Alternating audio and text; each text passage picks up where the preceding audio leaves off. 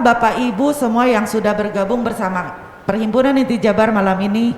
Semoga dalam keadaan sehat dan tetap semangat ya Pak Teddy ya. Semangat, betul. Pertama, kita harus mengucapkan selamat berbuka puasa. Ini karena hari pertama Betul, buka puasa. Buka puasa. Ibu Bapak harus tetap sehat, tetap semangat ya Bu ya. Pak Teddy, tema kita malam ini cukup ngeri. Bukan ngeri, serem. Menghentikan bom waktu. Bom waktu, iya. Kira-kira maksudnya apa ya Pak? Saya yang bikin tema juga nggak ngerti maksudnya. Kira-kira gimana? Padahal dia yang bikin, tapi dia nggak ngerti. Ya mungkin kira-kira gini ya. Dia yang bikin ya Pak? Iya. Biasa Pak, kalau dia yang bikin jongkrokin ke orang lain gitu. Itu udah gayanya model sekarang.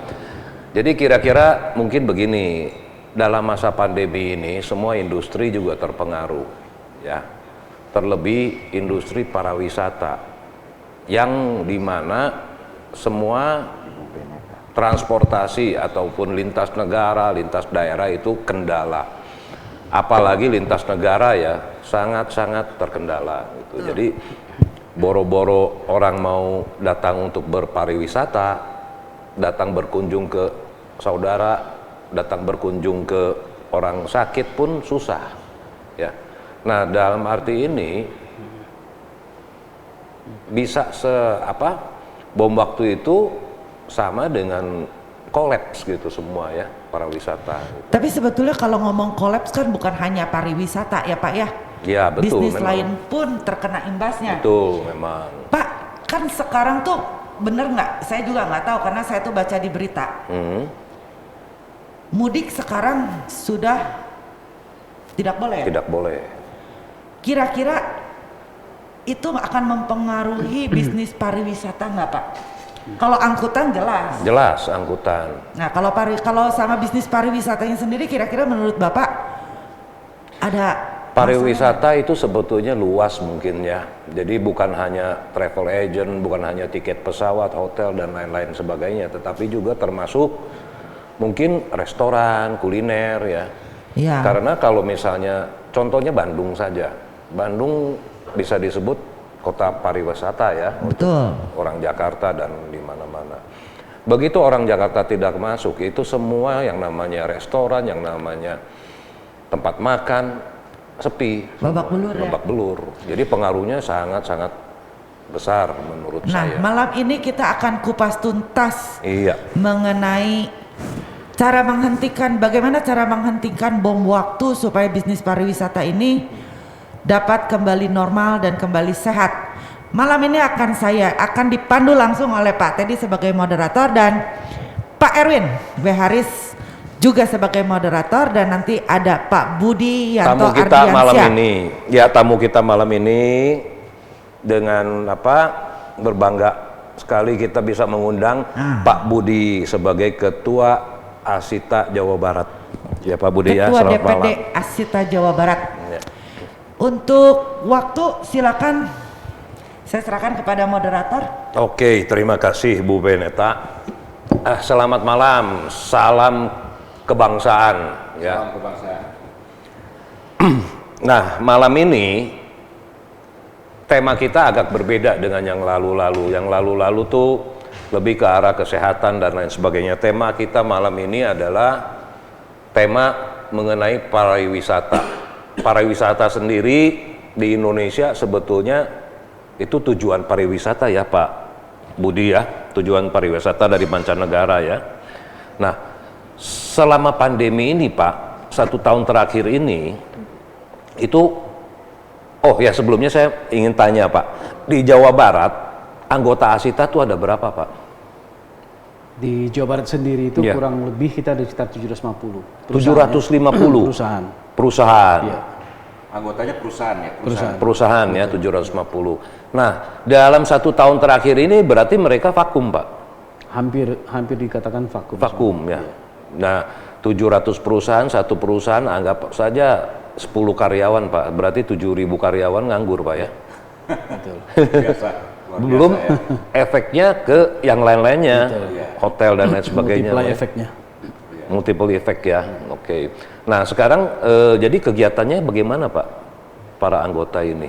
Ya, baik. Sebelumnya mungkin saya ucap terima kasih dulu kepada Ibu Meneta tadi ya, yang sudah membuka acara, Pak Teddy, ini sahabat saya sebagai moderator, dan Pak Erwin nih, ya. Pak Erwin ini sahabat seperjuangan juga. Beliau ini lawyernya Asita juga. Oh, lawyernya Asita, Lawyernya ya, Asita, ya. Makanya saya mesti datang malam ini, kalau enggak dia memanggilkan saya lagi. Iya, terima kasih Pak. Ya. Baik, ya tadi menjawab, ya saya juga mengucapkan selamat menunaikan ibadah puasa dan juga selamat berbuka puasa kepada saudara-saudara kita yang merayakan ya. Tadi yang ditanyakan oleh Pak Teddy, ya memang boleh dikatakan kita sekarang ini dalam situasi yang prihatin. Ya.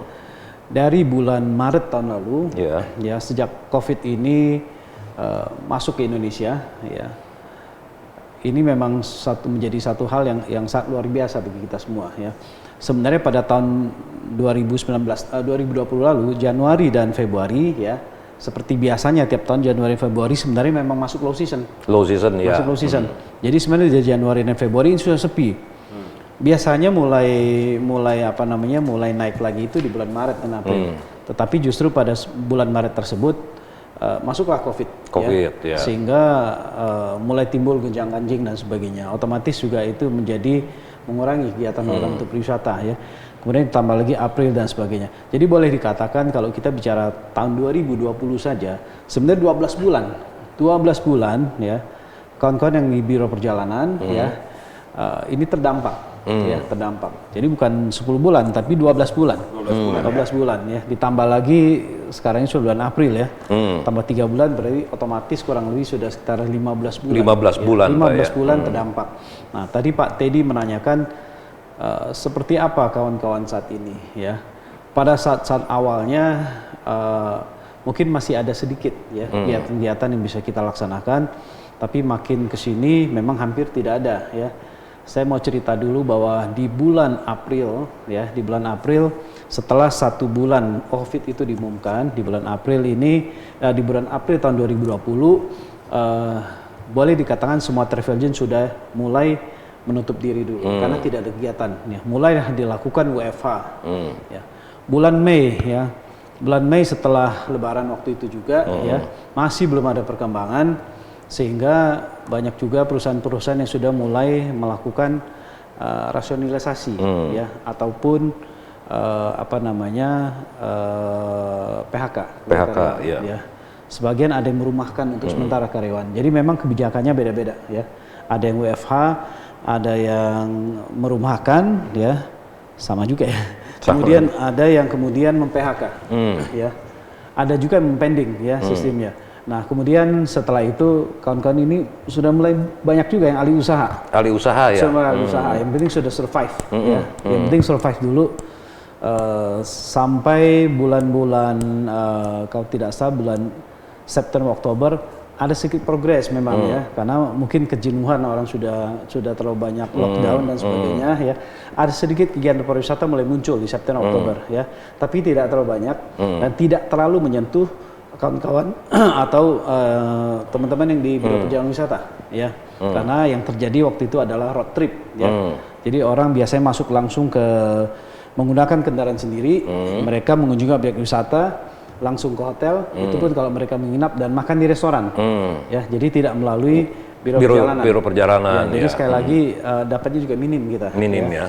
Kemudian kita berharap pada saat akhir tahun kemarin ternyata juga masih dilarang ya, masih dilarang. Jadi boleh dikatakan yang seharusnya panen pada akhir tahun juga tidak terjadi ya. Dan ini pun masih dirasakan oleh kawan-kawan sampai bulan Maret kemarin. Maret ini ya, masih ya. Betul. Nah, terus dari pemerintah upaya apa Pak selama ini untuk membantu biro-biro perjalanan ini? Oke, saya mau bicara secara ini dulu, secara global, secara utuh tentang pariwisata ya, karena kebetulan saya juga di wakil ketua GIPI ya, Gabungan Industri Pariwisata Indonesia. Saya juga mantan ketua Badan Promosi Pariwisata Kota Bandung ya. Jadi saya mau bicara secara umum dulu. Jadi tidak hanya untuk kawan-kawan di biro perjalanan, mengenai apa yang dilakukan oleh pemerintah ya. Jadi kami dari asosiasi sebenarnya juga sudah melakukan banyak hal ya. Pada saat ini mulai terjadi setelah beberapa bulan kegiatan pariwisata ini boleh hampir tidak berjalan. Karena yang pertama, tadi Bu Meneta sempat menanyakan kenapa pariwisata saja, yang lain-lain juga terdampak ya. Betul bahwa boleh dikatakan 80% daripada seluruh bisnis di seluruh dunia itu terdampak ya. Sisanya mungkin 20% mereka yang bergerak di bidang farmasi, kemudian consumer good dan sebagainya itu masih inilah, masih oke lah ya. Nah, kenapa pariwisata? Karena pariwisata adalah yang pertama terdampak, Pak Teddy, Pak Erwin. Yang pertama kali terdampak. Kenapa pertama kali terdampak? Karena dilarangnya mobilitas manusia. Begitu mobilitas manusia dilarang, ya begitu orang disuruh menjaga jarak dan sebagainya, disitulah pariwisata langsung berhenti. Ya, pariwisata berhenti karena pariwisata identik dengan memang perjalanan manusia dan sebagainya. Ya, boleh kata yang pertama terdampak. Nah, karena itulah yang mau kita jaga adalah sebenarnya jangan sampai pariwisata ini menjadi yang paling akhir pulih. Itu yang sedang kita jaga. Nah, saya kembali ke cerita tadi, berapa bulan setelah kegiatan pariwisata hampir tidak bisa berjalan, kami sudah segera berkoordinasi dengan pemerintah, tentu saja melalui Dinas Pariwisata dan Kementerian. Ya, yang pertama kali yang kita pikirkan adalah tenaga kerjanya dulu, manusianya, human resources, ya, yang mereka yang sudah dirumahkan, yang tidak digaji dan sebagainya, atau digaji tinggal setengah dan sebagainya. Nah, kemudian apa yang disampaikan oleh pemerintah waktu itu adalah dalam bentuk bansos, ya, dalam bentuk bansos berupa sembako, ya, sudah diberikan ya lewat kita sudah sempat, maksudnya tenaga kerja yang ada di Asita, yang di kawan-kawan anggota kita ini juga sudah mendapatkan. Jadi langsung ke Asita. Iya, dibagikan, kemudian kita bagikan kepada, jadi didata semua. Didata, kemudian diberikan sesuai peruntukannya kepada karyawan. Ya, jadi ada khusus ya Pak ya? Ya, walaupun memang tidak, ya menurut kami memang masih kurang ya, kurang karena baru diberikan satu kali ya. Sementara mereka setiap bulan kan, setiap bulan betul. Tapi paling tidak ada lah yang mereka terima ya. Kemudian kami dari Asita Asosiasi juga mengorganize ya, menginisiasi juga melalui Asita Care ya. Kita memberikan bantuan kepada kawan-kawan yang ada di biro perjalanan ya. Nah, bergerak ke sini kemudian mendekati setelah vaksin diadakan ya. Kami juga sudah menginisiasi supaya pelaku pariwisata itu segera mendapatkan vaksin juga ya. Sudah terlaksana belum Pak? Alhamdulillah kemarin saya dengan beberapa kawan-kawan sudah mendapat vaksinasi ya. Tapi tidak semua. Belum semua karena memang mungkin keterbatasan vaksin ya, kita juga berebut dan sebagainya, tapi sedang diupayakan. Dan kemarin beberapa waktu lalu saya juga sudah menyampaikan kepada DPR RI, alhamdulillah kita kemarin juga mendapat jatah 3.000 vaksin lagi, ya untuk Kota Bandung dulu. Kota Bandung akan divaksin khusus untuk karyawan pariwisata. Iya, khusus untuk pelaku pariwisata ada sekitar 3.000 vaksin akan dibagikan. Mudah-mudahan minggu depan bisa terlaksana. Dan Asita juga mengambil peran di situ. Kalau tidak salah sekitar ada 700 jatah yang didapat untuk Asita sendiri. Tapi total untuk pelaku pariwisata itu 3.017. 3.017. Saya dapat datanya. Iya, oke. Izin Pak Budi. Ya. Ini mengenai masalah tadi Bapak kan mengatakan bahwa bidang pariwisata itu adalah yang terdampak yang paling pertama, betul ya. Nah, dari sekian banyak bidang pariwisata Pak, ini boleh Bapak sebutkan bidang-bidang pariwisata tuh mencakup apa saja Pak? Oke. Banyak sekali sebenarnya cakupan di dalam pariwisata itu ya. Nomor satu tentu saja Biro Perjalanan Wisata ya. Biro Perjalanan Wisata boleh dikatakan sebagai gerbongnya ya, sebagai gerbong pelaku wisata. Kita ini chefnya lah ya, chef yang kemudian mengambil bahan-bahan ya, kemudian dirangkai jadi satu ya. Dan kita boleh dikatakan Biro Perjalanan Wisata juga menjadi yang paling terdepan berurusan dengan wisatawan ya, yang mengakomodir wisatawan dan sebagainya. Itu satu Biro Perjalanan Wisata. Kemudian ada hotel ya, ada restoran ya, termasuk kafe-kafe dan sebagainya. Ya. Ada guide juga ya, ada guide. Kemudian juga ada transportasi pariwisata di situ di dalamnya ya.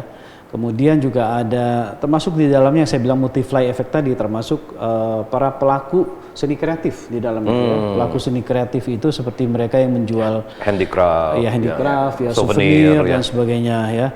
Termasuk juga para ini boleh katakan pelaku-pelaku usaha kecil yang selama ini selalu berjualan di tempat wisata dan memanfaatkan setiap kedatangan wisatawan. Jadi banyak sekali sebenarnya. Jadi termasuk ke lapisan paling bawah, pedagang asong mungkin ya Pak ya. Betul. Nah ini dari sekian banyak nih bidang-bidang pariwisata ini berkenaan dengan masalah penyebaran pandemi ini, kira-kira mana yang paling terdampak Pak? Dan mana yang mungkin yang paling aman? Yang pasti terkait dengan kedatangan wisatawan ya, pasti Biro Perjalanan Wisata ya, kita yang di gerbang depan, kemudian guide, kemudian juga mereka yang tadi handicraft ya, pelaku penjual asongan, kemudian cenderamata, souvenir dan sebagainya. Baru di level sedikit itu baru hotel dan kemudian restoran ya. Karena hotel itu masih dimungkinkan saat ini ya. Masih mereka sudah mulai tumbuh ya. Saya ikut senang bahwa kawan-kawan di hotel ini sudah mulai bisa bangkit. Bisa bangkit ya. Kemarin awal-awal mereka juga sebenarnya terdampak ya. Tapi mereka mencoba melakukan yang namanya staycation ya. Pay now, stay later. Waktu itu kan belum boleh masuk ke hotel nginep. Betul. Jadi mereka menjual dengan harga murah, kemudian pada periode sekian mereka kemudian masuk. Setelah hotel ini sudah mulai dianggap aman, mereka sudah boleh menjual, mereka masuk ya. Jadi sudah mulai ada pemasukan ya.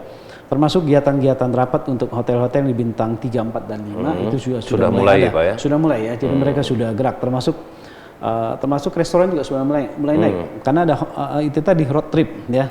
Jadi kemudian ada pergerakan wisatawan domestik ya.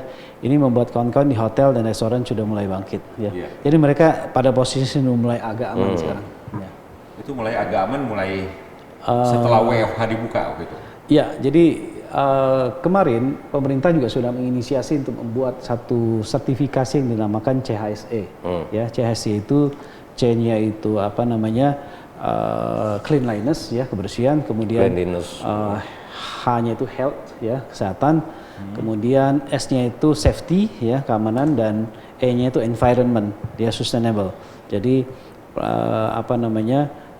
lingkungan yang berkelanjutan ya. Jadi artinya membuat satu sistem di mana orang merasa bahwa masuk ke tempat itu bersih ya. Bersih, terjamin dan sesuai protokol kesehatan ya. Jadi begitu sudah dilakukan, orang sudah mulai berani masuk kembali ke hotel-hotel dan restoran ya. Itu sudah mulai terjadi ya. Dan kemudian kemarin pada saat akhir tahun, pada saat pemerintah sudah mulai membelanjakan untuk menghabiskan anggaran di tahun 2020, ini hotel-hotel juga sudah mulai kebagian mereka untuk rapat-rapat dan sebagainya. Ya. Ini kalau dilihat begini Pak Teddy ya. Kita melihat sebenarnya di keterpurukan ekonomi kita ya, bidang pariwisata ini sebenarnya sangat memungkinkan untuk bisa dengan cepat melakukan penopang pemulihan ekonomi gitu loh. Ini saya lihat di beberapa daerah ya, yang saya lihat, saya nggak tahu nih benar atau tidak, mohon dikoreksi Pak Budi ya. Ini seperti misalkan di Batam Pak.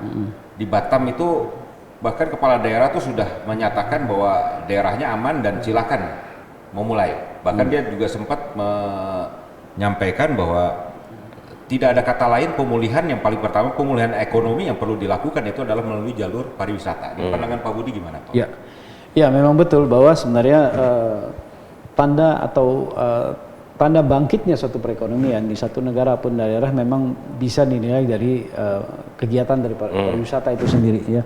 Dimana kalau kegiatan pariwisata sudah berjalan ya, biasanya itulah yang sebagai basic untuk memperkaya ekonomi, dan itu memang terjadi, boleh dikatakan di semua negara, di semua daerah ya, patokannya itu. Jadi pada saat satu daerah mulai dibuka atau satu daerah itu bangkit pariwisatanya, kegiatan orang untuk melakukan mobilitas dan sebagainya itu banyak berkembang, di situ ekonomi akan bangkit. Iya. Nah kemudian untuk aplikasinya di Jawa Barat sendiri gimana Pak Budi? Nah, saya melihat dari sisi nasional dulu ya. Secara nasional itu memang kembali kepada daerah masing-masing ya. Ada daerah-daerah yang sudah mulai menyiapkan daerahnya sehingga saat ini mereka sudah mulai bangkit. Saya ambil contoh seperti Yogyakarta. Ya. Yogyakarta itu sudah duluan bangkit. Sudah duluan bangkit ya. Sebenarnya Jawa Barat ini nggak jelek-jelek nggak jelek-jelek banget lah. Kenapa? Karena kita diuntungkan secara demografis ya. Kita ini kebetulan berdekatan dengan DKI Jakarta ya sebagai sumber market yang terbesar ya. Nah, akan tetapi dengan dekatnya kita dengan DKI ini juga sebenarnya juga menerima masalah ya. Artinya terlalu gampang orang keluar masuk dan sebagainya ya, sehingga mereka tidak menggerakkan pariwisata secara keseluruhan. Artinya mereka datang kadang-kadang bisa pulang pergi. Ya, karena dekat. Bikin macet ya. Ya, bikin macet. Tapi belum tentu, katakanlah mereka misalnya tinggal di hotel, makan restoran mungkin jarang-jarang kadang-kadang ya. Ada yang tinggal di makan rumah mungkin mereka ya, kuliner apalagi ya. pakai guide atau menggunakan jasa biro wisata. Itu belum terjadi belum, ya. Nah, sementara daerah hotel lain, pun mereka booking langsung ya. Betul, ya. Tidak lewat biro travel agent, betul. Nah, sementara katakanlah daerah seperti Jogja ini mereka bisa bangkit hampir agak merata ya, karena kebanyakan mereka yang datang juga menggunakan jasa biro wisata ya, tinggal di hotel dan sebagainya ya. Nah, kemudian di mana daerah tersebut juga mereka bisa memberikan satu confidence, bisa memberikan satu keyakinan kepada wisatawan yang datang bahwa kita siap loh menerima wisatawan walaupun masih domestik ya, karena border internasional belum buka ya. Nah, ini juga sebenarnya yang sedang kita coba lakukan ya. Kita sering melakukan ini juga walaupun hanya melalui virtual Zoom meeting dan sebagainya, tapi kita sudah melakukan satu usaha supaya wisatawan di luar atau saudara-saudara kita yang dari provinsi lain tahu bahwa Jawa Barat, Kota Bandung ini sebenarnya sudah cukup aman untuk dikunjungi gitu loh. Terakhir kita juga sebenarnya sudah melakukan satu virtual sales mission dengan agen-agen di Malaysia ya. Walaupun border belum dibuka ya, tapi at least kita menyampaikan satu message dulu, satu pesan ya, bahwa nanti datang deh begitu border dibuka gitu. Karena saat ini kita sudah aman. Saya sudah cerita bahwa Jawa Barat, walaupun lepas dari ternyata kemarin Jawa Barat lead ya di depan ya, 1.000 lebih ya kasus positif corona ya, betul. Tapi secara umum sebenarnya di Jawa Barat ini sudah tidak ada zona merah. Ya, sudah tidak. Kita berharap ini bisa terus dipertahankan ya, sehingga ya orang jadi maulah ya main ke Bandung dan sebagainya. Mungkin ini seperti buah si malakama Pak ya. Jadi pada saat kita membuka untuk para wisata ya seperti pengalaman yang lalu-lalu ya Pak Erwin. Begitu long weekend di Kota Bandung, 2 minggu kemudian melejit lagi. Nah, beberapa kali mungkin ya makanya ini yang selalu saya katakan juga ya, setiap kali saya ditanya oleh wartawan ataupun di dalam setiap kesempatan saya sampaikan bahwa nomor satu memang saya katakan bahwa janganlah pariwisata ini diblame terus sebagai sumber masalah baru dan sebagainya ya. Sebenarnya semua bisa dilakukan dengan baik selama semua mematuhi protokol kesehatan ya. Saya katakan bahwa kalau saya pesankan kepada wisatawan, tentu saja pertama mereka jangan pernah datang ke daerah yang zona merah dulu ya. Jangan, kalau memang daerah situ masih zona merah ya jangan berwisata ke sana ya. Kemudian kalaupun harus berwisata, carilah zona yang lebih aman ya, di bawah zona merah, zona kuning, hijau, biru dan sebagainya ya. Nah, kemudian kedua, sekarang ini harus membiasakan diri mencari fasilitas-fasilitas umum, tempat nginap, makan dan sebagainya yang sudah memiliki sertifikat CHSE ya. Jadi kalau kita mau menginap nanti di satu hotel, makan di satu restoran, alangkah baiknya kalau kita bisa make sure ya, bahwa tempat tersebut sudah memiliki sertifikat CHSE. Ya, itu udah paling penting. Nah, jadi kembali Pak Teddy, prokes itu harus dilaksanakan. Prokes ya. Tapi sebetulnya dengan sertifikat CHSE itu rasanya sekarang penularan COVID itu bukan tidak dari benda ya. Jadi dari droplet.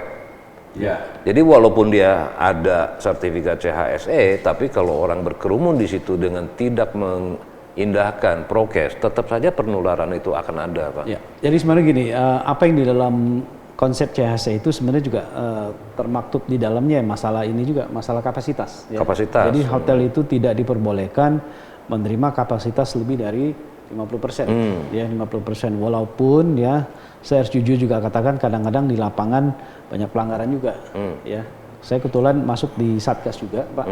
Kadang-kadang saya suka cek juga dan sebagainya. Memang kadang-kadang ini yang namanya inilah ya, kapasitas yang penuh masih ada kosong diisi lagi ya. Karena ada profit di situ. Ada profit betul ya. Untuk tapi survive paling ya. tidak ya, tapi paling tidak itu sedikit bisa membendung lah ya, membendung supaya kawan-kawan ini tidak jualannya terlalu over gitu loh, ya kan? Tapi Pak, itu dengan misalnya kapasitas hotel tidak boleh lebih dari 50%, apakah itu efektif? Sedangkan kamar hotel kan satu. Walaupun terisi semua kan kamar ke kamar juga tidak berhubungan, Pak. Betul. Saya harus katakan, nah itulah dalam prakteknya itu kadang-kadang itu suka dilanggar. Enggak, maksudnya kapasitas, kalau misalnya kapasitas restoran diturunkan 50%, mungkin efektif karena jaraknya tambah ya, itu lebar. Itu yang terjadi. Tapi kalau kamar hotel, ya itu apa hubungannya terjadi juga, Pak, kalau sebetulnya? misalnya tingkat hunian hotel tinggi ya, biasanya yang breakfast juga jadi banyak.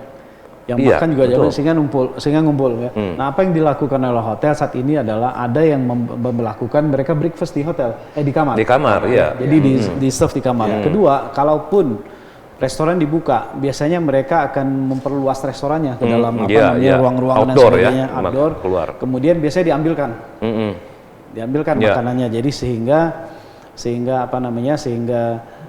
tidak terjadi penumpukan lah ya. Biasanya kalau tidak kan orang ngambil sendiri numpuk-numpuk dan sebagainya ya kan. Jadi tidak ada buffet. Jadi sebetulnya Pak, banyak cara sebetulnya untuk bisa mengatur mengenai masalah penyebaran COVID itu sendiri ya. Jadi bisa di secara kreatif mengatur sehingga penyebarannya diminimalisir. Betul. Cuman yang jadi masalah sekarang begini Pak. Yang jadi masalah dengan tingkat hunian yang minim seperti itu ya, untuk operasionalisasi dari tempat pariwisata itu apakah worth it atau tidak gitu. Itu yang jadi masalah. Akhirnya kembali ke si pelaku wisata itu bisa bertahan atau tidak pada kedepannya. Ini gimana nih Pak Budi? Iya, tapi sebenarnya gini, daripada nggak sama sekali ya. Tidak ada rotan akar pun jadi gitu ya. Betul. Ya. Jadi kawan-kawan ini sebenarnya cukup kreatif juga ya, dengan katakanlah kapasitas pengunjung ya atau tamu yang tidak boleh terlalu banyak. Biasanya mereka mengelola di sumber lain. Ya. Wisata misal kalau teman-teman di destinasi wisata misalnya mereka melakukan ada pertunjukan lain dan sebagainya sehingga tamu juga jadi harus tertarik lagi untuk dan bayar lagi dan sebagainya ya kan.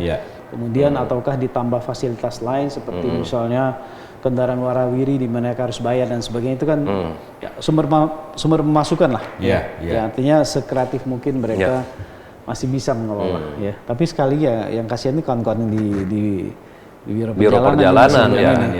Gitu. Kalau ini Pak, di hotel restoran itu di bawah Asita tidak? Hotel restoran enggak, mereka ada asosiasi ini namanya PHRI kan. Betul. Nah, jadi di bawah Asita itu hanya biro perjalanan. Nah, ini yang walaupun hotel mungkin bisa berkreasi. Nah, kalau biro perjalanan apa yang mereka lakukan Pak untuk membuat survive? Ya. Di luar maksudnya ahli usaha. Di luar ahli usaha. Tapi kalau masih di bidang pariwisata. Sebenarnya begini, kawan-kawan yang ada yang mencoba sudah mulai masuk ke pemerintah juga ya. Karena saat ini sebenarnya buyers ya yang paling potensial masih pemerintah ya. Artinya mereka punya anggaran untuk itu ya. Tapi kan tidak semua bisa menikmatinya ya. Tapi itu yang coba dilakukan oleh kawan-kawan ya. Kemudian mengorganize satu paket wisata yang mungkin selama ini tidak terpikir tapi sudah jadi tren ya. Misalnya mereka mengorganize paket Go West misalnya ya. Go West sepeda. Ya. Oke. Kemudian paket-paket alam mulai hiking dan sebagainya ya kan di-organize ya. Termasuk juga wisata berkebun itu juga ya. Dan sekarang ada yang namanya camper van juga. Camper van ya. Camper van ya, dia sudah gambling ya apa? Ya, glamping kemudian ya. Yang camper van di mana harus nginap di van ya. Kemudian disiapin makanannya dan sebagainya. Jadi ada usaha-usaha seperti itu ya, memang walaupun kecil ya. Kecil. Terus saya dengar juga wisata secara digital itu gimana, virtual itu gimana? Iya, virtual tour sebenarnya hanya coba-coba ya. Ada memang yang membuat itu tapi tidak begitu efektif menurut saya ya. sebenarnya hanya untuk apa mengobati kerinduan orang saja, belum pernah kemana, diputerin oleh virtual ya, jadi terus dilihat, wah seperti begini dan sebagainya, ya bayarnya pun murah ya, tapi saya lihat juga tidak terlalu banyak sekarang. Tidak terlalu banyak ya. Sudah Jadi ada hanya, YouTube ya, tinggal cari di YouTube. betul. Ya. Walau even hanya bayar 10.000, 15.000 atau 25.000, kadang-kadang orang juga enggak. Gitu. Enggak. Tapi ada lah, memang usaha saya itu dilakukan juga ya. Jadi berbagai upaya juga ya, ada upaya ya. Oke. Menarik juga ya itu digital, virtual gitu ya. Kalau misalkan saya jadi guide-nya, saya himpun beberapa para wisatawan, bayar saya yang keliling, saya siarkan live gitu. Iya. Pakai Zoom. Ya, tapi sekarang ini secara internasional sebenarnya ada beberapa yang sudah mulai buka. Ya. Seperti apa namanya Turki ya, Turki kan sudah buka ya. Turki, Jerman kalau nggak salah ya. Kemudian Dubai juga sudah mulai buka, ada beberapa negara yang sudah mulai buka ya. Dan saya mau katakan juga tadi yang masuk di dalam Asita itu sebenarnya selain travel bureau dan sebagainya, ada juga transportasi wisata ya, yang masuk di kita. Kemudian pelaku event organizer, MICE ya, MICE itu ya masuk di kita, termasuk juga umroh haji ya. Umroh ya. Ya, itu kebetulan yang terdampak semua ya. Selain MICE yang sekarang sudah mulai bangkit, ya kan? Mulai bangkit ya. Nah, menyangkut satu hal lagi juga saya sampaikan bahwa saya sering ditanya, termasuk tadi yang di awal Pak Teddy katakan. Kalau orang tidak boleh mudik sekarang dan sebagainya, saya juga sering ditanya oleh wartawan pendapat saya bagaimana mengenai orang yang tidak boleh mudik dan sebagainya, ya kan? Betul Pak. Ya memang kalau saya bicara real mudik sebenarnya nggak terlalu ngefek sebenarnya, kecuali paling efeknya hanya di tiket pesawat. Ya hanya tiket pesawat, orang beli perjalanan tiket pesawat untuk pulang kampung dan sebagainya, dan lokasinya nggak jauh ya. Tapi kalau sifat yang masih di Pulau Jawa atau yang bisa ditempuh dengan darat ya, tidak terdampak sebenarnya untuk biro perjalanan ya. Ternyata mereka ini memang pulang kampung untuk mengunjungi keluarga, bukan berwisata. Ya, jadi tidak terdampak. Saya lebih cenderung mengatakan, saya bilang silakan saja mudik dilarang, tapi tentu saja memang harus wise juga ya. Yang penting apa? Yang penting vaksinasi itu dimasifkan. Vaksinasi bisa dimasifkan sehingga semakin banyak orang yang mendapatkan vaksin ya, timbul herd immunity. Herd immunity akan segera cepat terbentuk ya. Kemudian juga kita punya confidence semuanya. Betul. Selain itu kita mengharapkan dari efek vaksinasi ini juga grafik COVID ini bisa terus turun. Ya, kalau grafik ini bisa terus turun dan landai, kita bisa segera membuka border. Iya. Itu yang penting. Kemudian secara perjalanan domestik kita juga mungkin sudah mulai bisa dilonggarkan ya. Sambil contoh seperti sekarang Ginos itu sudah bisa dilakukan di 4 bandara. Ginos ya. Di 4 bandara, khususnya Sasa Negara Bandung, kemudian Yogyakarta, Palembang dan Surabaya. Ada 4 ya. Nah, sebentar lagi katanya ada sekitar 6 bandara juga akan join. Nah, ini kan sebenarnya alangkah bagus ya. Selama ini orang yang melakukan perjalanan wisata domestik ini masih terbebani oleh masalah PCR yang masih mahal. Ya, mahal. Betul. Ya, Pak Edwin kemarin juga dari Medan, antigen ya. Antigen ya. 200 itu di bandara. Antigen, tapi kalau ada beberapa yang masih harus PCR ya, seperti Kalbar, Bali dan sebagainya, itu harus PCR kan tinggi sekali. Ya. Nah, dengan ada ini kita harapkan keengganan orang untuk melakukan perjalanan wisata itu mulai ini lagi bisa hilang, dan kemudian orang mulai aktif untuk melakukan perjalanan domestik lagi gitu. Ya. Jadi tetap diharapkan jadi keputusan pemerintah ya. Melakukan misalnya seperti Bali, pemerintah daerah ya, mengharuskan PCR, itu juga menghambat juga ya Pak ya. Iya. Sangat menghambat. Iya. Kemudian ada satu lagi, mudah-mudahan di bulan Juli nanti ya. Tadi harusnya Juni, seharusnya itu bulan April ini ya. Maaf, di bulan April. 26 April seharusnya ya, tapi kemudian mundur ke awal Mei kalau tidak salah. Mudah-mudahan travel bubble untuk koridor Batam Singapura itu sudah mulai dibuka ya. Jadi Batam Bintan dengan Singapura. Ya. Nah ini kan satu langkah bagus ya. Satu langkah bagus artinya sudah mulai sedikit terbuka ya. Kemudian Bali itu sekitar Juli ya. Juni ini. Bali mungkin Juni atau Juli ya, mudah-mudahan ini juga bisa segera jalan. Daerah-daerah juga mulai pelan-pelan bisa dibuka. Lagi ya. Ya, oke. Jadi nah, terus saya juga membaca berita ini ya, Pak. Silakan. Pak Didi? Kan biro perjalanan di kita tuh tidak melulu untuk perjalanan dalam negeri. Ya, orang Indonesia yang mau ke luar negeri juga menggunakan biro perjalanan. Orang luar negeri yang masuk ke Indonesia juga menggunakan biro perjalanan. Ya.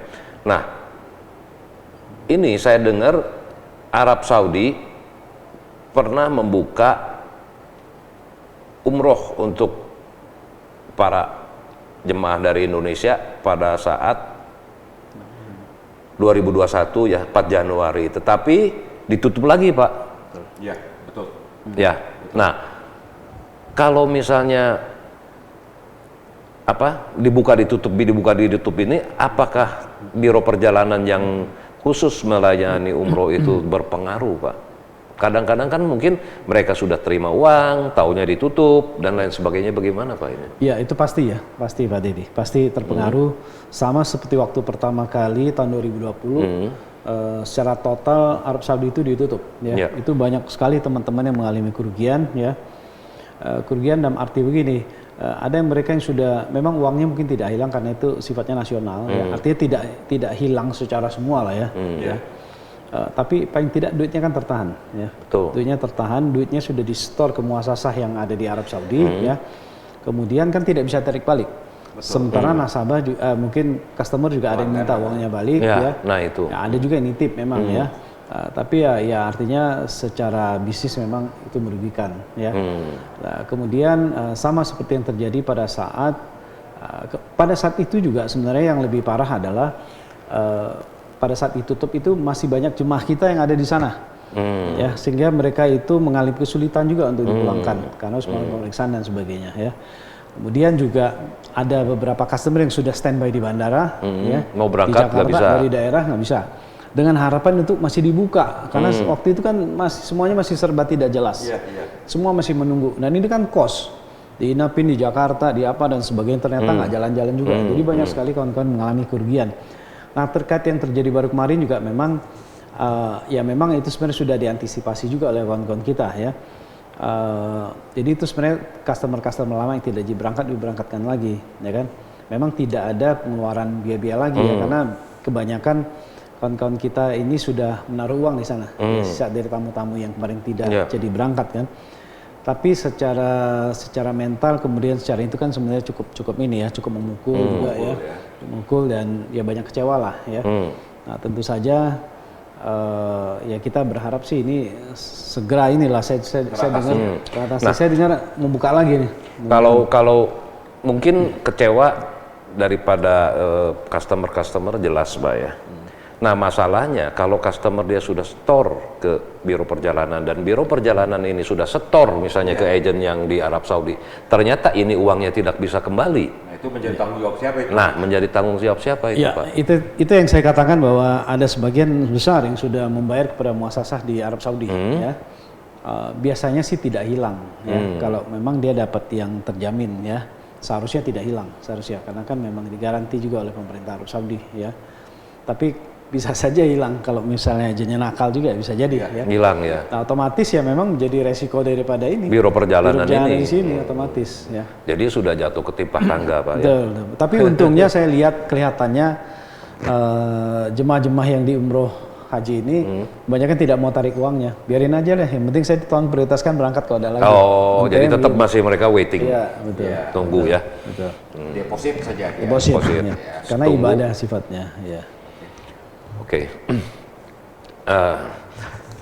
Nah, kalau misalnya dibuka Pak para wisata, entah misalnya tadi kata Pak Budi mengatakan bahwa bulan Juni itu Juli di Bali ya dibuka. Perkiraan Pak Budi ini akan terjadi lonjakan tidak Pak? Sebenarnya begini, it depends daripada ini juga. Kalau travel bubble kan harus equal ya. Jadi kalau misalnya katakanlah saya cerita yang Batam dan Singapura dulu, ya, Bintan dan Nagoya dan Singapura, ya. Batam ini agak percaya diri karena memang COVID-nya juga cukup minim ya. Kalau yang di pulau-pulau mereka biasa bisa mengendalikan dengan baik karena ada sistem otomatis, ada ini kan, ada pelabuhan di mana mereka bisa melakukan lebih gampang dan sebagainya. Sama seperti Bali. Pintu masuknya jelas. Tapi kalau kita ada di pulau yang luas dan sebagainya memang kadang-kadang susah. Susah, ya. betul. Nah, kepercayaan diri daripada kawan-kawan di Batam dan Bali inilah kemudian menjadi landasan untuk melakukan travel bubble. Ya, kita berharap mereka bisa menjaga grafik COVID-nya dengan baik, ya, sehingga wisatawan yang masuk daripada travel bubble yang bekerja sama dan mereka juga percaya. Karena kalau nggak ada susah. Katakanlah misalnya Indonesia mencoba di awal sebenarnya kita juga sebenarnya membantu pemerintah untuk menginisiasi travel bubble. Waktu itu yang 3 negara yaitu Malaysia, RRC dan Australia, biasa Jepang, 3 ya.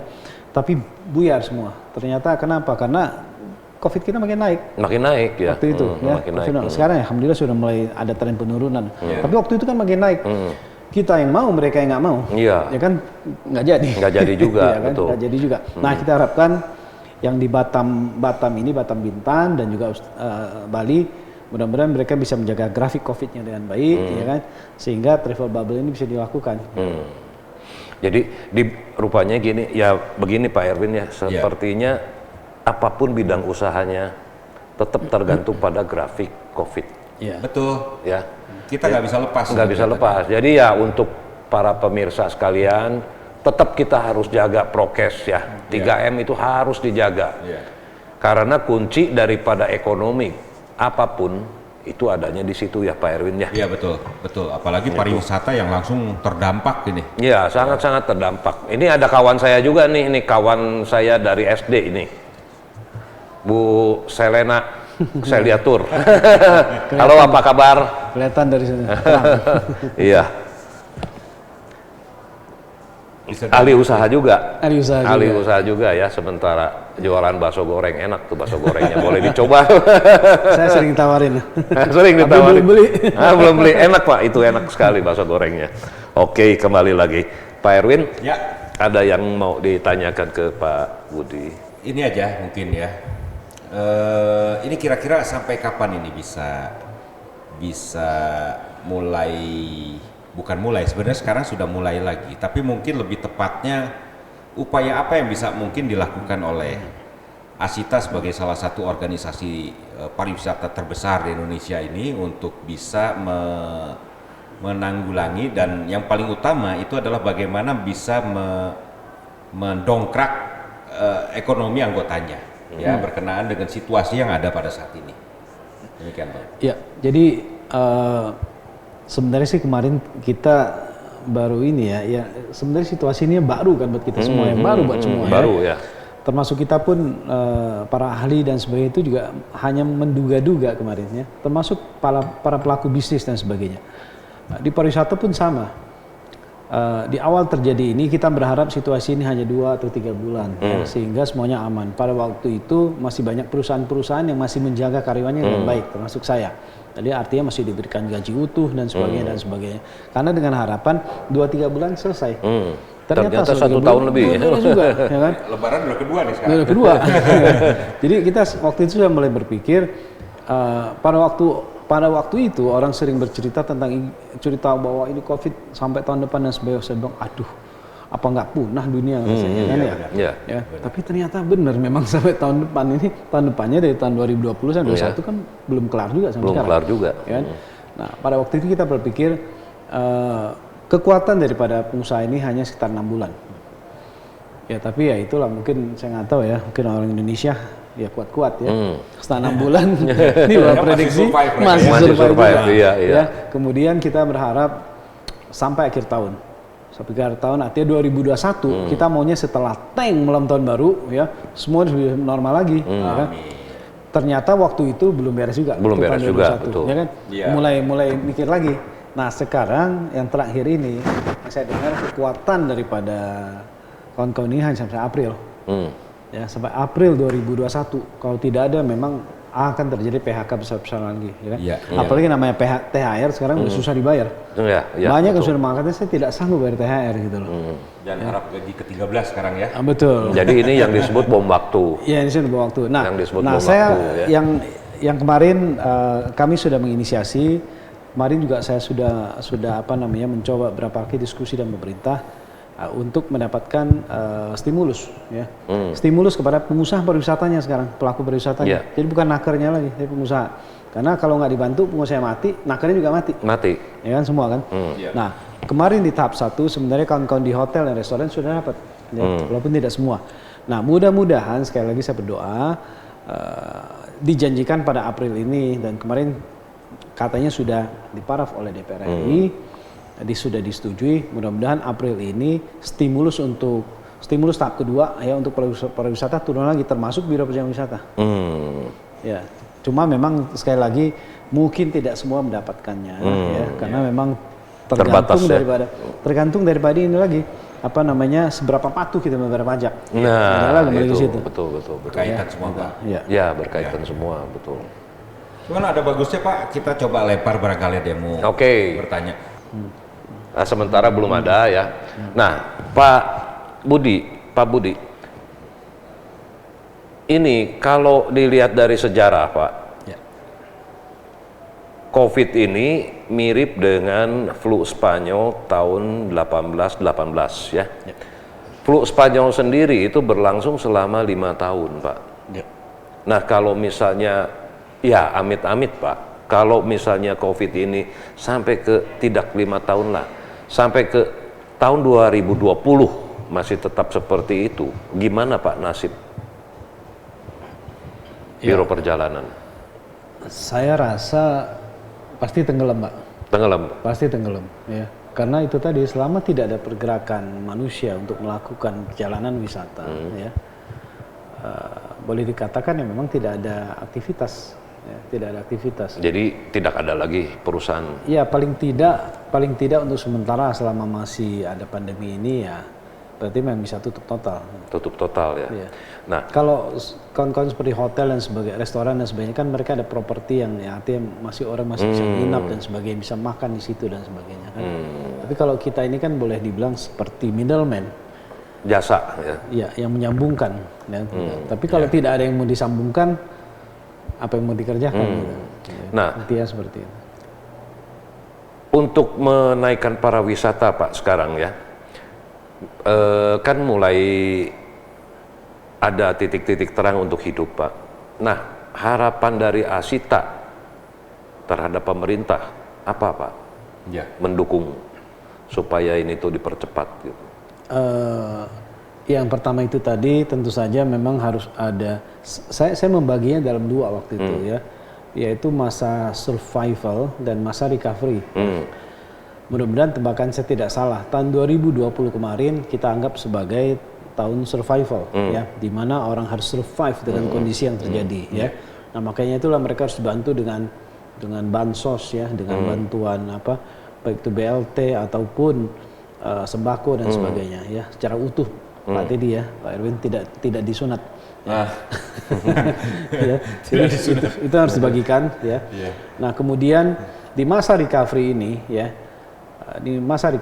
saya berharap mudah-mudahan tidak ada istilahnya ya, provokasi tentang tentang ada virus yang bermutasi lah dan sebagainya. Tidak ada lagi ya. Grafik turun. Apalagi boleh spekulasi betul, ya. boleh dikatakan kita sudah masuk masa recovery. Di masa recovery inilah pengusaha harus dibantu supaya mereka punya modal kembali untuk bisa melanjutkan usahanya pasca ini berjalan dan normal. Ya.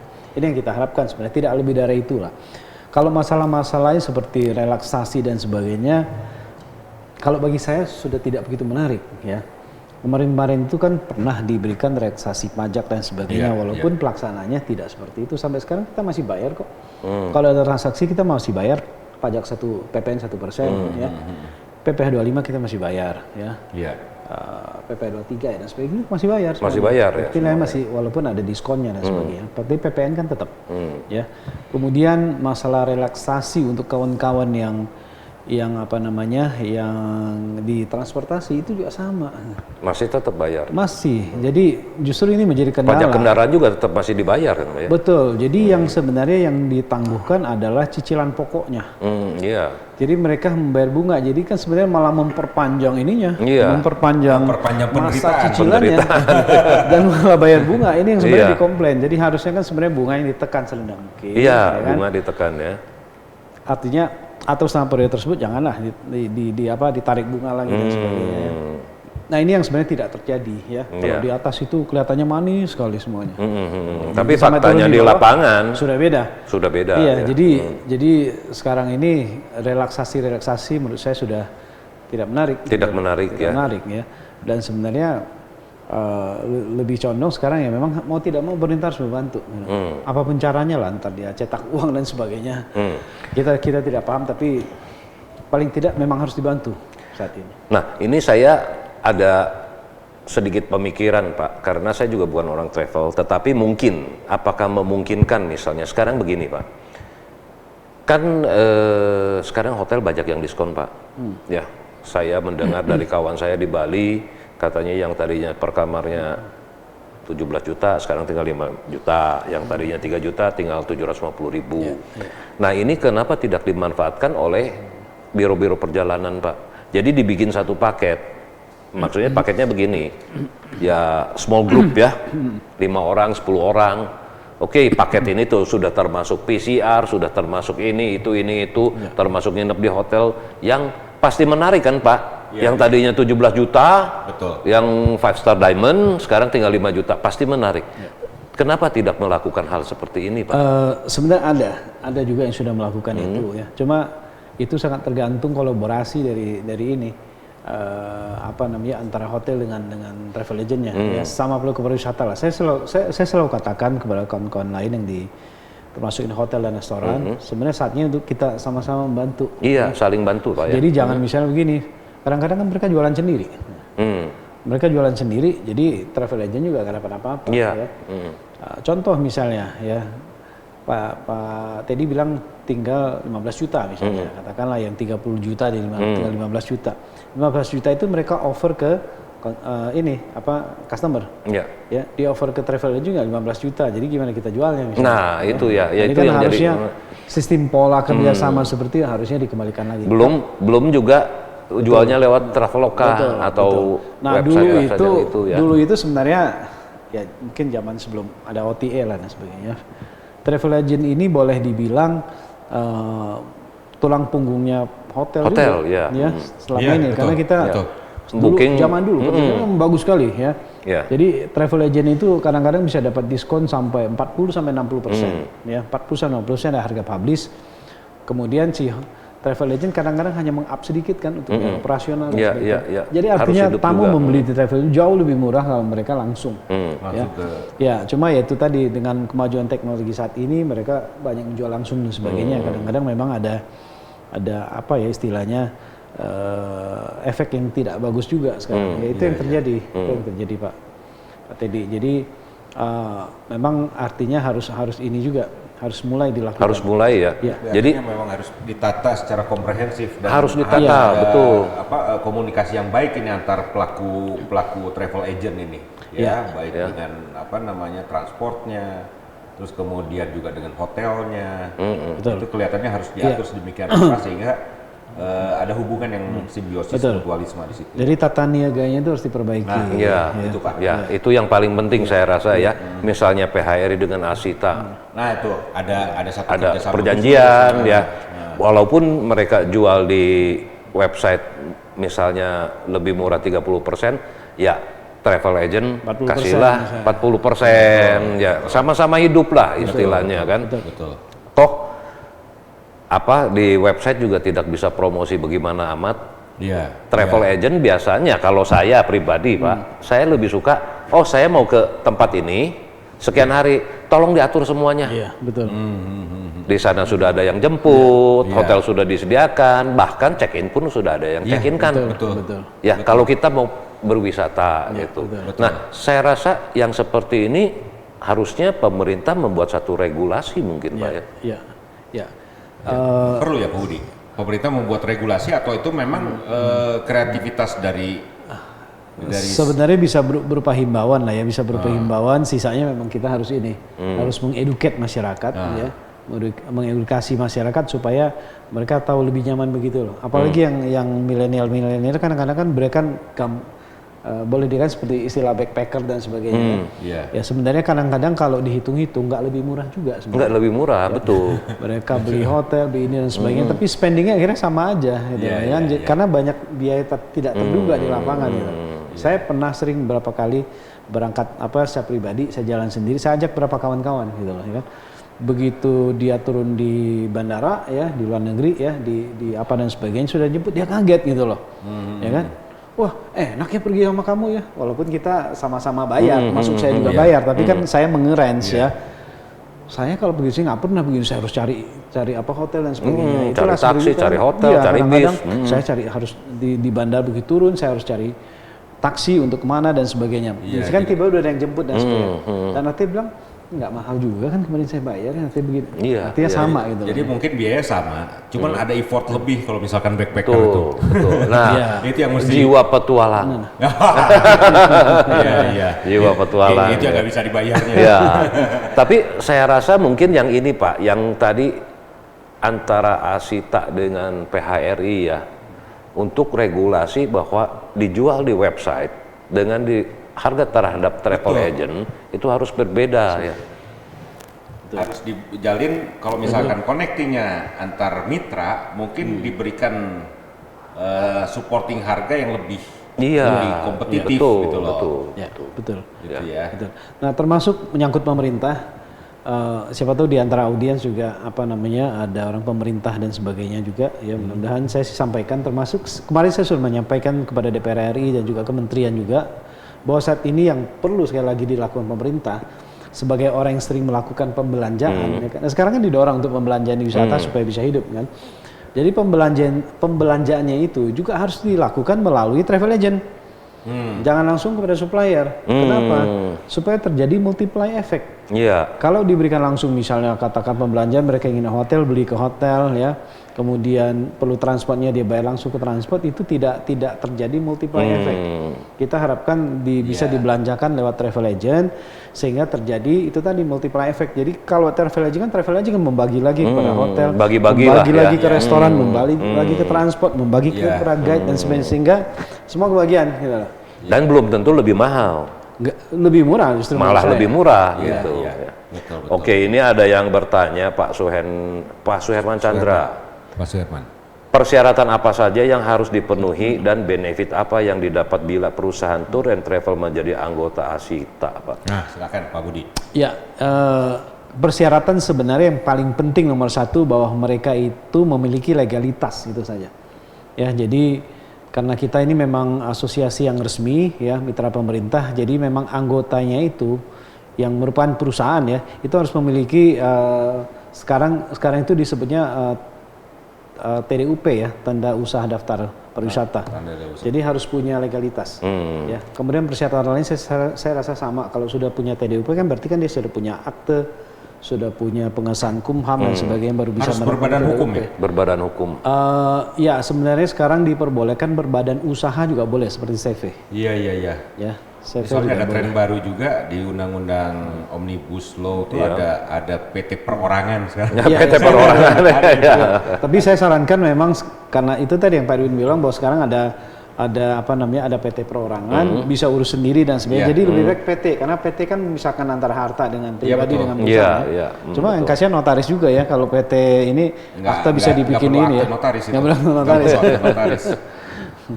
Ya, kemudian yang lain saya rasa sih persyaratan itu mengenai benefit tentu saja pertama adalah networking ya, networking kita ya, bahwa biasanya kalau ada kegiatan-kegiatan pemerintah dan sebagainya ya itu selalu kita libatkan. Bagi-bagi ya jadinya. Kalau benefit pasti banyak lah ya, pasti banyak benefit ya. Pak Suherman Chandra mau mendirikan perusahaan tour and travel. Langsung saja Pak Budi ya. Langsung ke Pak Budi. Ya. Oke, nah selanjutnya ada dari Pak Arinto. Pak Rinto, sektor pariwisata kali ketiga terkena dampak luar biasa parah setelah krisis moneter 98 dan krisis moneter jilid 2 2008 dan pandemi COVID yang saat ini sedang melanda. Kedepannya kira-kira apa yang perlu diantisipasi oleh sektor pariwisata agar supaya dapat lebih lama survive menghadapi situasi seperti ini ke depannya? Sepertinya dalam kondisi seperti ini pemerintah kurang hadir untuk sektor pariwisata walaupun sempat diagung-agungkan menjadi penyumbang devisa negara cukup besar. Terima kasih. Pariwisata terbesar ya untuk Iya. devisa negara. Terakhir itu kalau tidak salah sebelum COVID itu nomor 2. Nomor 2. Ya, jadi kita dari nomor sekian yang dulu itu naik kemudian nomor 4, nomor 3 dan terakhir itu nomor 2. Nomor 2. Ya, nomor 2 ya. Dan itu sebenarnya sudah hampir nomor 1 juga sama pariwisata. Jadi betul yang dikatakan oleh Pak Arinto. Pak Arinto ya bahwa pariwisata itu boleh dikatakan sebagai penyumbang devisa terbesar. Nah, ini saya setuju juga yang kita katakan tadi bahwa pemerintah seolah-olah kurang hadir ya. Ini yang selalu kita katakan juga pada saat di hari-hari biasa, musim biasa seperti dulu, pariwisata itu menyumbang devisa yang sangat besar sekali. Baik untuk PAD ataupun APBN dan sebagainya ya kan. Tapi pada saat kejadian kasus begini itu boleh dikatakan agak terabaikan ya. Makanya saya katakan tadi bahwa kalau kita meminta stimulus itu hal yang wajar, bukan meminta-minta, tapi ya memang saatnya ya kita dibantu supaya bisa survive kembali gitu loh ya. Nah, karena punya potensi karena ya. punya potensi. Karena sebelumnya juga sudah pernah terbukti itu. Betul. Dan ini pun saya yakin sekali begitu begitu pandemi ini selesai, sektor ini bangkit juga bisa cepat gitu. Naik lagi ya, Karena lebih cepat seperti ya. ibarat orang yang Euforia. Iya, euforia seperti kuda Lepas dari kandang. Nah, cuma itu yang harus kita perhatikan baik-baik ke depan. Jadi supaya jangan sampai masyarakat juga nanti asal-asalan lagi ya, asal-asalan memilih biro perjalanan, asal-asalan mengarrange perjalanannya sebagainya sehingga tidak maksimal ya. Jadi ya kita harapkan setelah ini pun masyarakat harus lebih bijaksana lah dalam memilih biro perjalanan wisata kalau mau melakukan perjalanan wisata. Teman tadi ada satu lagi pertanyaannya, apa yang harus dilakukan supaya kuat ya? Saya rasa sih yang penting punya tabungan yang banyak ya. Tapi COVID ini juga mengajarkan saya atau mengajarkan kita semua lah dalam satu hal. Saya melihat bahwa ke depan kalau kita berusaha lebih dari satu bisnis misalnya ya, itu jangan satu bisnis yang satu lain gitu. Harus diversifikasi bisnis ya. Ya, jadi kalau pada saat pandemi menghantam itu biasanya kan satu baris dihantam. Punya backup. Ya, punya backup di baris lain. Iya. Jangan satu baris. Kalau satu baris ya sama, mau punya 5 juga 5 5-5-nya bablas ya. Iya. Terus sehingga bisa menopang yang lain juga. Ya. Mantap. Makan tabungan. Tapi ngomong-ngomong gini Pak, kalau misalnya dalam keadaan nanti dibuka, ya mungkin diberi izin dulu kepada Biro Pariwisata untuk melakukan perjalanan dulu. Jadi perjalanan pribadi yang agak harus ditahan mungkin ya. Kalau dengan perjalanan yang di-arrange oleh Biro Pariwisata kan bisa sambil diawasi prokesnya, diingatkan prokesnya. Justru yang pribadi yang pribadi yang bahaya, ya. Seperti itu mungkin Pak ya. Ya, jadi seharusnya memang begitu. Ini satu ide yang bagus juga ya, bahwa kedepannya selain berbagai harusnya pemerintah juga punya satu rules ya. Satu rules artinya kalau masyarakat mau melakukan perjalanan wisata ya, mereka harus bukan dipaksa lah ya, tapi diwajibkan misalnya untuk menggunakan katakanlah misalnya biro perjalanan wisata yang memang sudah register yang jelas ya gitu loh. Dan yang katakanlah sudah boleh juga katakan bahwa mereka sudah punya sertifikat CHSE. Iya. Itu. Ini balik lagi ke CHSE nih Pak. Ini CHSE ini berlaku untuk apa saja? Untuk semua penyelenggara pelaku wisata semua. Hampir semua ya, kecuali yang tour agent juga semua ya. Ya, kecuali yang profesi seperti guide itu enggak ya. Tapi yang badan usaha seperti biro perjalanan, kemudian hotel, restoran dan sebagainya itu destinasi wisata punya. Tapi travel agent masih sedikit sekali. Ini yang kita kejar juga supaya bisa segera dilakukan. Itu sifatnya wajib sertifikasi atau gimana? Atau memang sifatnya tidak wajib, tapi kalau itu satu benefit buat mereka kalau mereka punya CHSE. Jadi kayak misalkan kayak perusahaan Pak PT biasa dengan PT yang atau perusahaan yang ter-ISO kan beda Pak. Beda, orang betul. lebih cenderung mungkin ke yang ISO. Iya. Jadi orang boleh pamer. Jadi kalau setiap promosi katakanlah, ini punya saya udah CHSE loh. Gitu. Sekarang di tiap-tiap hotel di depan kan dipasang. CHSE. Bahwa mereka sudah memenuhi menerima persyaratan sertifikat CHSE. Dan itu kalau pengajuan CHSE kena biaya juga Bang? Enggak juga, itu biasanya diatur oleh asosiasi dan kemarin-kemarin memang ada jatah dari pemerintah yang diberikan. Tapi yang mengeluarkan pemerintah itu? Pemerintah, ya. Sertifikasi itu ya? Sertifikasi, badan sertifikasi yang mengeluarkan. Oke, ini dari Pak Dev Cedric. Cedric. Malam Pak, saya mau tanya bagaimana ke depannya untuk regulasi antara OTA dengan travel agent, karena menurut saya pribadi OTA kurang terkontrol dan dengan marketing sistemnya. OTA. OTA ya, OTA itu online travel agent. Oh, online travel agent, ya. Ya, memang saya setuju sekali bahwa OTA ini ya, itu kan digadang-gadang masalahnya begini loh, kalau OTA itu belum tentu punya izin, itu saja yang mau saya katakan. Jadi kebanyakan OTA itu adalah kadang-kadang personal ya atau perusahaan yang sebenarnya mereka bergerak di bidang IT. Ya. Contoh seperti awalnya Traveloka dan Tiket.com dan sebagainya ya, atau Mr. Aladin dan sebagainya, itu kan sebenarnya perusahaan IT yang melihat ada peluang ya, ya, sama seperti Shopee kan, Shopee dan sebagainya. Mereka juga boleh ini jualan tiket juga, bayar listrik, bayar apa dan sebagainya. Jadi mereka cenderung menggunakan sistem dan rata-rata itu mereka tidak punya izin khusus sebenarnya. Mereka hanya buat marketplace ya, kemudian orang titip dia jual. Termasuk hotel ya, cuma mereka dengan kekuatan dengan kekuatan jaringan yang mereka pakai ini ya, sehingga kadang-kadang mereka bisa jualan cukup banyak, mereka menekan ke hotel-hotel, ke supplier ya kan, kasih saya harga saya murah dan sebagainya. Ya. Bahkan ada yang bayar uang dulu ya. Awalnya bakar duit ya, ada juga yang bakar juga banyak ya. Nah kemudian kita juga sempat protes OTA ini bukan tidak mau bersaing ya, tapi rata-rata OTA ini adalah pemain besar ya, yang permodalannya dari luar ya, dan kita pun tidak tahu gitu loh, apakah mereka kemudian membayar pajak sebesar itu atau kemudian keuntungan dari profit ini dipakai nggak di dalam negeri.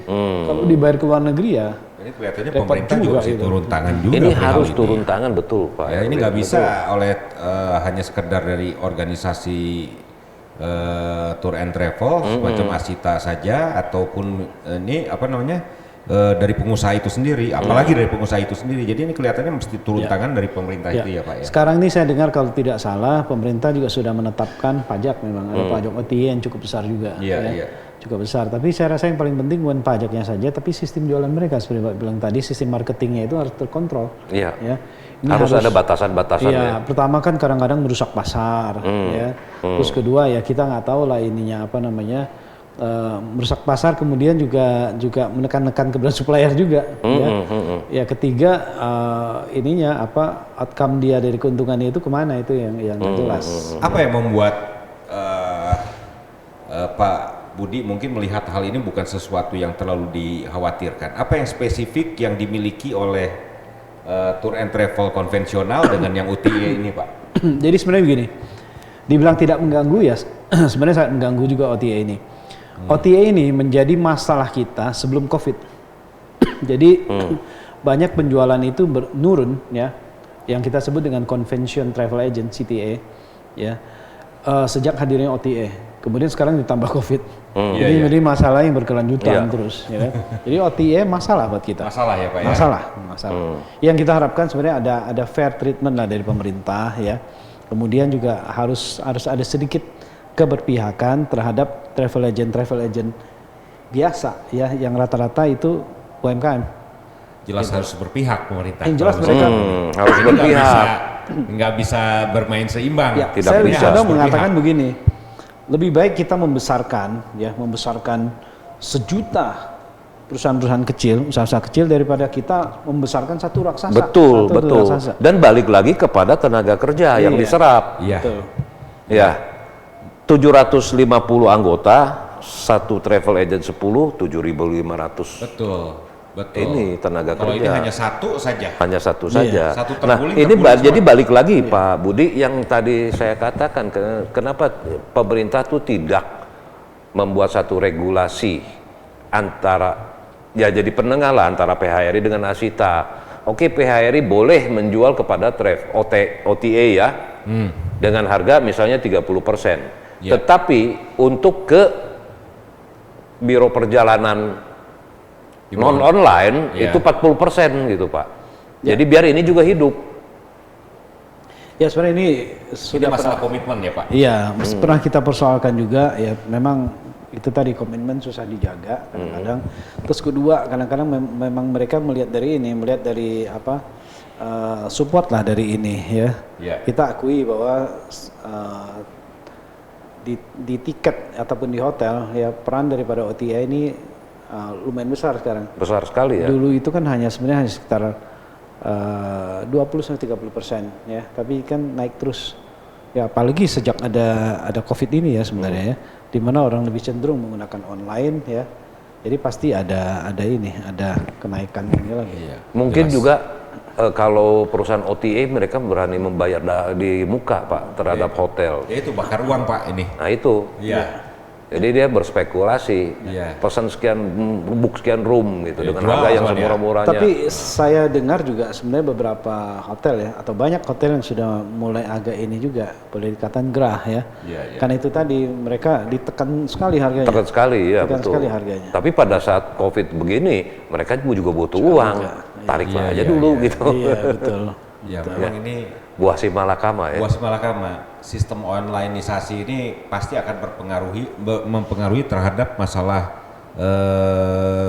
harga ini. Betul. Ya. Ada pertanyaan lain mungkin Pak tadi? Sebentar Pak. Nah, Pertanyaan keduanya nih Pak. ayo Pak Erwin. Bagaimana tanggapan Bapak dengan kondisi perang harga? Nah tadi nih Pak, ya yang dialami travel agent, contohnya Turki saat ini. Ya Pak ini lagi ya Pak Dev lagi ya. Pak Dev lagi nih. Ya Pak Dev jadi Sevik, ya. ya memang kalau bicara masalah Turki ini kan seperti saya katakan tadi, Turki ini termasuk satu dari beberapa hanya sedikit negara yang membuka diri ya. Jadi sekarang kecenderungannya orang daripada tidak kemana-mana ya, adalah jalan deh ke Turki. Ada juga sebagian daripada jemaah-jemaah yang umroh yang tadi mau umroh. Jadi udahlah karena duitnya udah masuk pakai jalan-jalan dulu deh ke Turki dan sebagainya. Jadi Turki saat ini memang menjadi satu pilihan yang banyak ya. Orang Indonesia banyak. Tapi saya harus sampaikan juga dalam kasus sebenarnya kalau dalam kasus perang harga ya, yang diuntungkan sebenarnya kan customer sebenarnya. Jadi nggak perlu dipusingin sebenarnya. Tapi yang paling penting adalah bahwa customer ini harus bisa mencari itu travel agent yang benar-benar qualified, terpercaya terpercaya. Yang paling penting karena banyak sekali kasus di Turki ya. Bukan berarti Turki membuka diri kemudian semuanya serba bisa masuk begitu saja tidak ya. Karena tetap begitu masuk mereka kadang-kadang harus tetap PCR lagi ya. Keluar pun kadang-kadang harus PCR lagi atau swab antigen dan sebagainya ya. Yang harus diantisipasi adalah bagaimana kalau kemudian terjadi kasus-kasus misalnya ada rombongan yang ternyata COVID bersangkutan positif, cluster ya, pembawa. Ya, nah bagaimana kemudian si travel agent ini juga bisa men-treat mereka selama mereka masih harus ditahan di Turki. Dia jadi masalah. Ya ini harus diperhatikan. Kemudian beberapa kali kejadian ada travel agent yang mengalami kecelakaan di Turki, pernah ada juga. Nah ini handle-nya bagaimana? Bahkan kemarin itu saya ditelepon oleh kepala dinas pariwisata, beliau minta tolong kepada saya karena ada saudaranya yang kemarin ikut di Turki waktu itu tabrakan mobilnya, kecelakaan, sempat di rumah sakit. Sudah sebulan lebih belum dipulang-pulangin sama travel agentnya, dia kesulitan mengurus travel agentnya. Begitu saya cek ternyata bukan anggota saya, bahkan kemungkinan juga tidak punya izin. Ya, karena saya cek ke forum komunitas halal, kemudian juga ke ada beberapa komunitas yang memang sering menjual Turki ya, itu juga tidak terdaftar juga. Dan tidak terdaftar juga, jadi liar ya. Jadi yang paling penting adalah kita harus mencari travel agent yang traceable ya. Cari travel agent yang terpercaya. Ya, yang kalau bisa ya harus anggota ASITA lah. Kalau perlu ditanya dulu surat-suratnya izinnya. Nah, Asita bukan. Biasanya ada tempel. Iya. Ada stiker Asita ya. Jadi kalau jangan lihat murahnya saja. Ya kalau nggak ada masalah nggak apa-apa. Kalau ada masalah itu yang kita khawatir. Jadi masalah itu. ya. Dia juga pernah rasanya beberapa tahun yang lalu tuh ada orang Bandung yang kecelakaan di Mesir atau di mana ya? Yang di Mesir ya. Mesir ya? Iya, itu saya yang handle Pak. Oh gitu. Itu saya yang handle Pak. Oke, bagus. Ada orangnya di sini. Ada orang. Ini tapi kelihatannya Pak Dev ini kelihatannya cukup menyelami mengenai masalah pariwisata. Iya, Pak Dev. Oke. Oh ini ada satu lagi dari Pak Lukas. Pak Budi, kalau perusahaan platform digital advertising apa bisa jadi anggota Asita? Advertising ya? Ya, Selama dia punya TDUP boleh. TDUP pariwisata ya. Ya, Pariwisata. tanda Ini daftar tinggal usaha. diurus aja, nggak susah kok. Tapi oke. kalau misalnya belum punya ya janganlah. Jangan ya. Dan juga jangan berusaha di pariwisata itu tadi. Oh, Itu menyalahi jadi aturan kalau juga. perusahaan platform digital advertising jadi ikutnya ke Iya. asosiasi. Itu yang saya katakan perusahaan. tadi, kebanyakan digital itu kemudian dengan dengan kemampuan mereka bisa mengolah data dan sebagainya, kemudian ikut jualan. Itu yang jadi masalah. Iya. Betul. Oke, sepertinya waktunya juga kita sudah itu ya. Oke. Iya. Jadi ada nggak Pak dari Pak Budi pesan-pesan terakhir untuk ini sepertinya banyak anggota Pak Budi juga di pemirsa kita Pak. Ada. Jangan pesan terakhir, Pak. Bahaya, Pak. Oh, bahasa itu. enggak maksudnya terakhir dalam acara ini.